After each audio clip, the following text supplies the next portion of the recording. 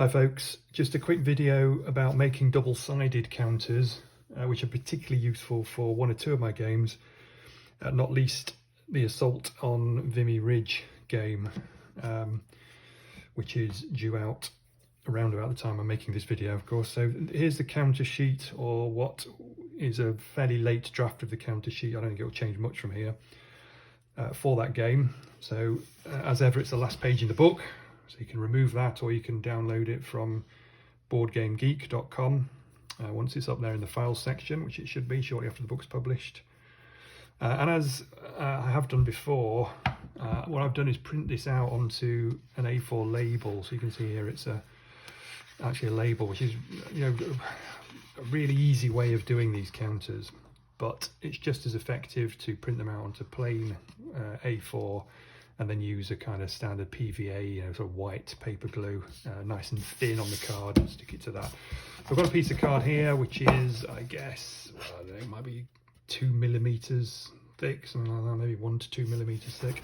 Kind of it's a fairly stiff card, so stiffer than, say, a cereal packet, but not cardboard thickness. This is sort of the best stuff, I think, although any card will do the job. So to get these counters double-sided, they're printed in such a way as sort of the bottom half matches the top half with a sort of mirror effect, if you like. So I'll show you how that works here. So the best thing to do, first of all, then, is to cut out one half of these counters nice and neatly. So let's just whiz that across here. So I'm going to cut the top half away carefully along this middle line. This time I've left a little gap between counters so that you can cut them out and still have the edging colour showing of the counters, which I think looks quite nice.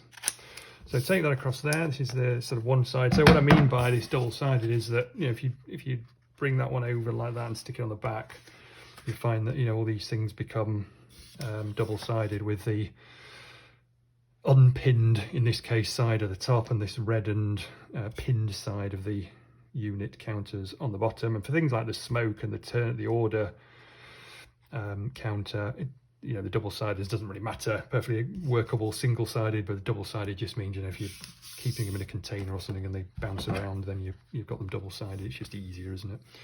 So whilst double-siding them, I might as well do the whole lot. You don't have to double-side these, by the way. You can just print them out and use them single-sidedly. It just means swapping them out, you know, as the units become pinned, just finding the matching unit from the pinned side of the counters. So what I'm going to do then is cut this top section out nice and precisely, but only around the very outside of the counter sheet. Okay, so I'm not cutting into it yet at all, because of course what you can do is cut all these counters out individually, and, you know, or make one side of the counter, I should say, you know, so stick one on, cut them all out, and then painstakingly cut each individual counter out from the reverse side and sort of stick them on the back of your counters. I know some people do that if they use kind of wooden, I don't know, Scrabble tiles or small wooden tokens or something, and they, you know, they stick on manually, and that's obviously fine to do that. This is just the most efficient way of doing it. So I'm just going to leave a little gap there, because these labels can be a bit of a pain to get off unless you use the bit at the side here. So there we go. So I'm going to take that off there, and I'm just going to neaten that up along there. Okay. So peel that off. So that's the top half of the counters cut out, you know, fairly neatly around the edge.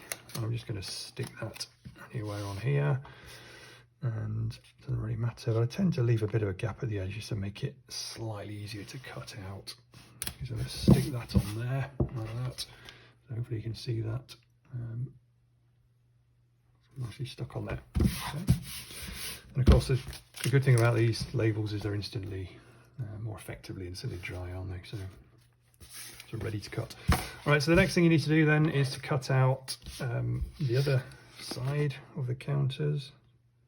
So again, going to do this nice and neatly right up to the edge, but again only on the very outside of the counter sheet.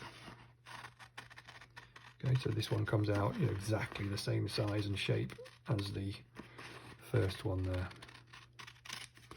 Okay, so not cutting yet into the counters themselves. Just taking off the border, and again hopefully I'm going to remember to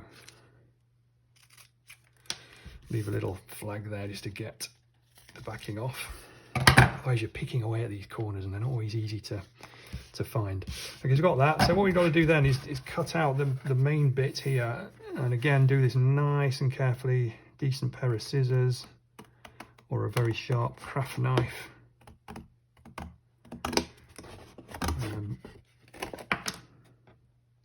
Again, this will come out obviously with exactly the same shape and size of the bit we've just done. It can be a little awkward with stiffer card to get along the lines, but certainly doable. There we go. Just get rid of that. Save that for later for another game. Okay, again take the nice and neatly, excess card off nice and neatly along the edges. Just last strip to do here.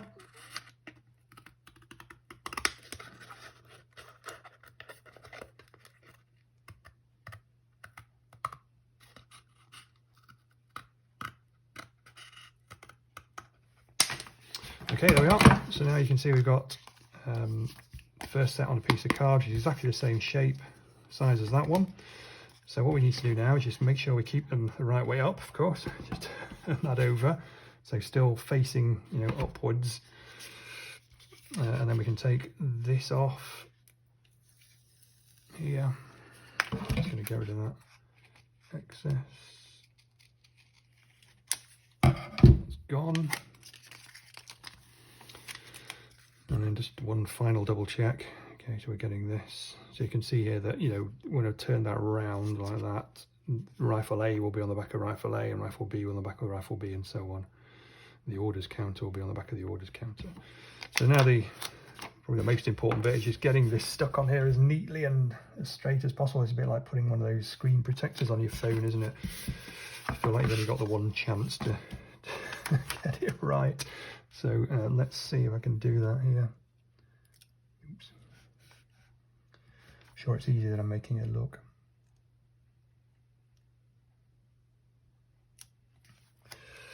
Maybe not. Let's just keep going with this. Okay, that's better. That's a better approach.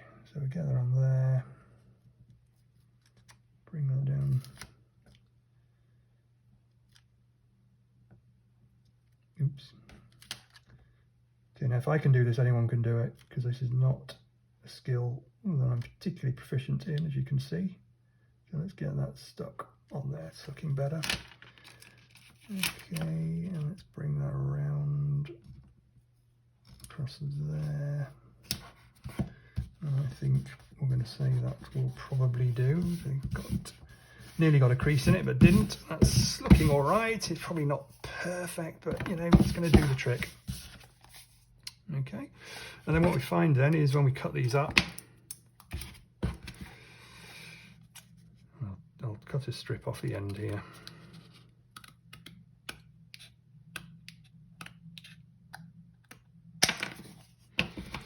We're going to be able to just nudge these out fairly easily.